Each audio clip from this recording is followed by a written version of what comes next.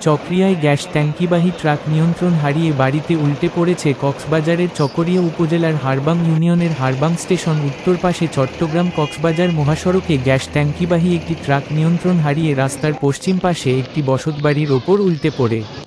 রবিবার ২৪শে মে ২০২৬ রাত আনুমানিক ৯টার দিকে এ দুর্ঘটনা ঘটে।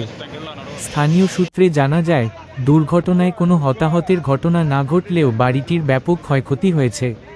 ট্রাকটি বসতবাড়ির ওপর উল্টে পড়ায় ঘরের বিভিন্ন অংশ ভেঙে যায় এবং বাড়ির মালিক বিপুল পরিমাণ ক্ষতির মুখে পড়েছেন বলে জানা গেছে। এই সময় বাড়িতে কোনো লোকজন না থাকায় বড় ধরনের প্রাণহানির ঘটনা থেকে রক্ষা পান পরিবারের সদস্যরা।